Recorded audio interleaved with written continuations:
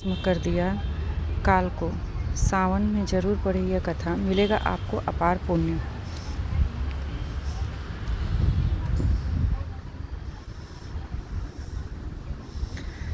नमस्कार दोस्तों, हमारे YouTube चैनल पे आपका हार्दिक स्वागत है। आप और भी नई स्टोरी सुनना चाहते हैं तो हमारे चैनल को सब्सक्राइब करना ना भूलें और बेल आइकन ज़रूर दबाएं ताकि हमारी नोटिफिकेशन आपको हमेशा मिलती रहे। भक्त के लिए महाकाल ने भस्म कर दिया काल को। महाकाल शिव की महिमा अपरंपार है। उन्हें प्रसन्न करने के लिए किसी खास प्रयास या पूजा पाठ की जरूरत नहीं होती, बल्कि सच्ची श्रद्धा और पूरे मन से किया गया प्रयास आपको भोलेनाथ की कृपा का पात्र बना सकता है। शायद यही वजह है कि अपने भक्तों के लिए महाकाल ने काल तक को भस्म कर दिया था। ऐसी ही एक कथा मिलती है हमारे धार्मिक ग्रंथों में, जिसे हम आपके साथ शेयर कर रहे हैं। मान्यता है कि भक्तों का चरित्र पढ़ने और सुनने से भोलेनाथ की असीम कृपा और पुण्य की प्राप्ति होती है। तो आइए जानते हैं।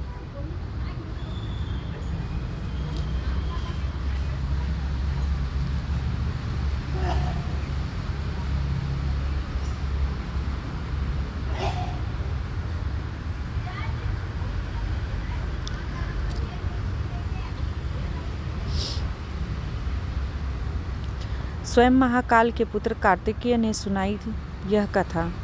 भक्त के प्रति महाकाल की अगाध आस्था की जिस कहानी का हम जिक्र कर रहे हैं, वह स्वयं भगवान कार्तिकेय ने संतों को सुनाई थी। इसके अनुसार राजा श्वेतकेतु, जो कि भोलेनाथ के परम भक्त थे, उन्होंने काल को भी जीत लिया था। राजा श्वेतकेतु सदाचारी, सत्यवादी, धर्म के मार्ग पर चलने वाले शूरवीर और प्रजापालक थे।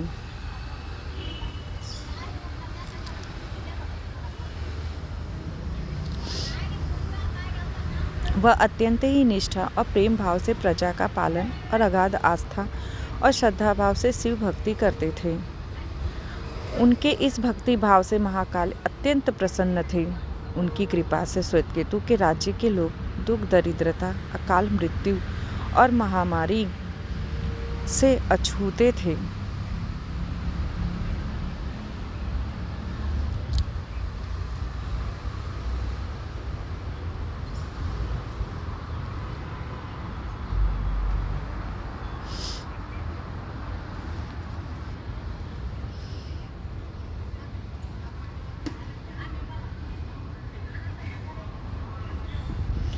जब पूरी हो गई राजा श्वेतकेतु की आयु, एक दिन जब राजा श्वेतकेतु का जीवन काल समाप्त होने को था और वह भोलेनाथ की आराधना में लीन थे, तब चित्रगुप्त ने यमराज से कहा कि राजा श्वेतकेतु की आयु अब पूरी हो चुकी है, अब उनके प्राण हरने का समय है। तब यमराज ने अपने दूतों को आज्ञा दी कि वे जाएं और श्वेतकेतु के प्राण हर लाएं।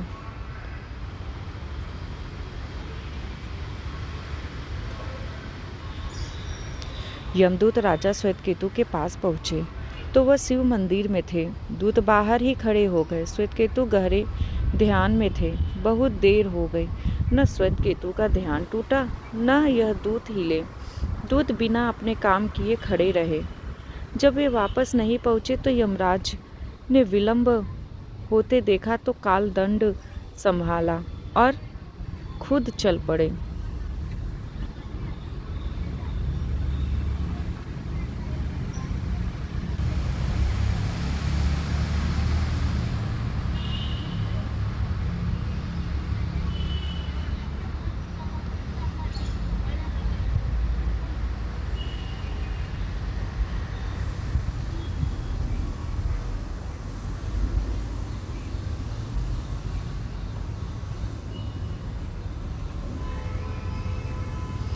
जब यमराज स्वयं पहुंचे राजा श्वेतकेतु के प्राण हरने, दूतों के आने में देरी होने के चलते यमराज स्वयं ही राजा श्वेतकेतु के प्राण हरने पहुँचे। लेकिन वहाँ उन्होंने देखा कि वह तो महादेव की साधना में लीन है। अब तो वह सोच में पड़ गए कि इसके प्राण कैसे हरे। उन्होंने सोचा कि यह अभी पूरी तरह शिव पूजा में डूबा है। इस स्थिति में शिव पूजा का उल्लंघन करना नहीं किया जा सकता। तब वह भी बाहर ही खड़े हो गए।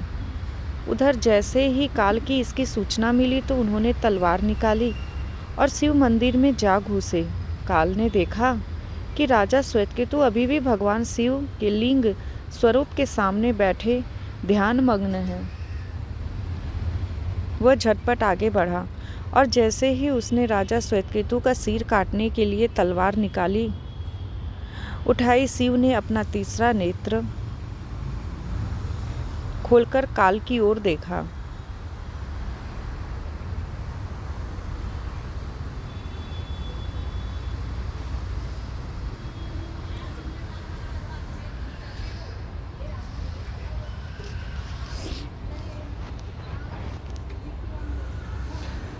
तब शिवजी के तीसरे नेत्र से ऐसे भस्म हुआ काल।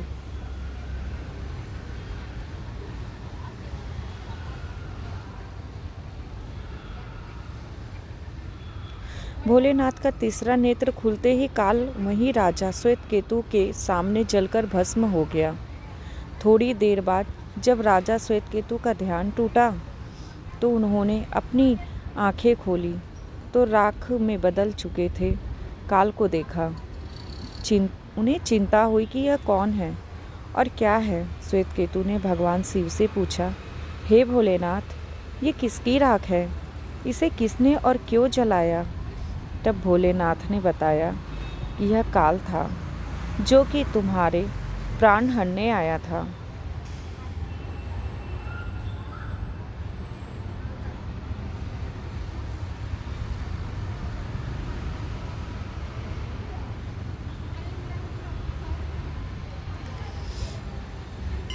तब राजा श्वेतकेतु को काल ने लगाया गले।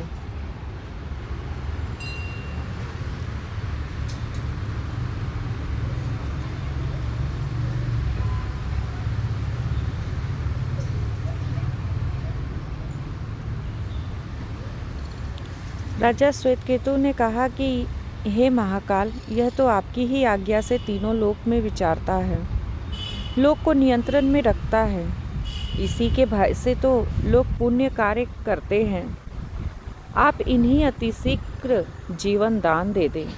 शिवजी की कृपा से कालजी उठा और उसने उठते श्वेतकेतु को अपने गले से लगाकर बोला, राजा, तुम जैसा तीनों लोकों में कोई नहीं है।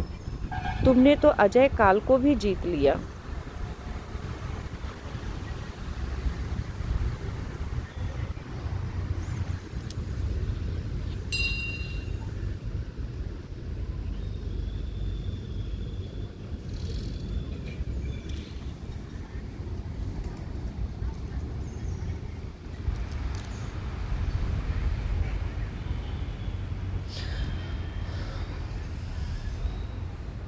तो दोस्तों, आपको हमारी ये छोटी सी स्टोरी कैसी लगी हमें कमेंट में ज़रूर बताइएगा और हमारे चैनल को लाइक, शेयर और सब्सक्राइब करना ना भूलें।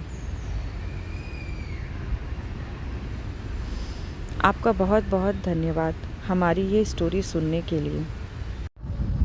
हर हर महादेव।